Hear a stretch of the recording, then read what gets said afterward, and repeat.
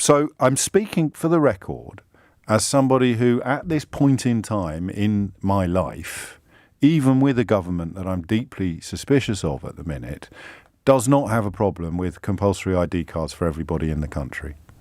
I can see how they might be used to do things that I'd be uncomfortable with or troubled by, but those are hypotheticals. And though valid, they're not yet clamorous enough to undermine my cautious support for it, which is built in part upon the fact that they already exist in many other countries, most notably in many other European countries.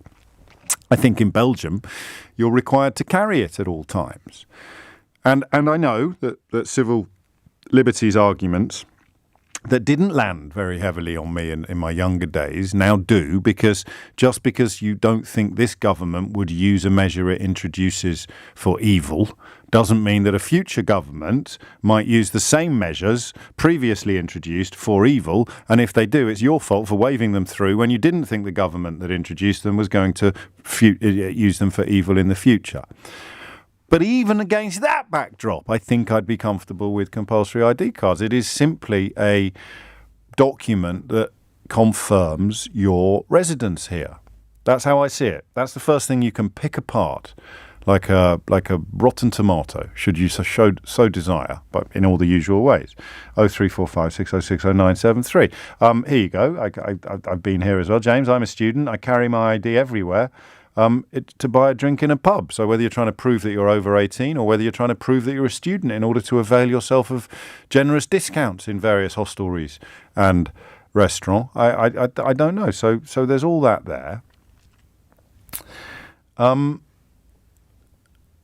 But a voter ID card, I cannot see any positive point to in a country where there's next to no electoral fraud. There'll be some tweaking to the postal votes. There'll be a limit on how many postal votes an individual can submit. I can see some sense in that, the fears that you just sort of go around their houses, find family members who don't care particularly about politics, almost fill in their ballots on their behalf and post them in. So you put a limit on how many ballots any one individual can submit in any one batch. That seems to me to be fine. And I think it's important to stress cautious support for even a Belgian model of ID cards.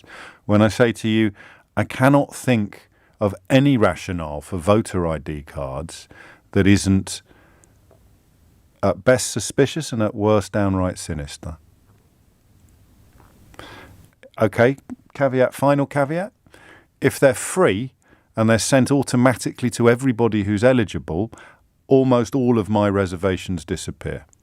Okay, so if that turns out to be what they are and what they look like, we can look back upon the next 40-odd minutes of broadcasting with a wry chuckle and say, oh, well, thank goodness for that, lads. It never actually happened. So if they're completely free and they are sent out automatically to everybody eligible in the country, then all of my suspicions and fears will dissipate immediately. But if they're not, why are they bringing them in?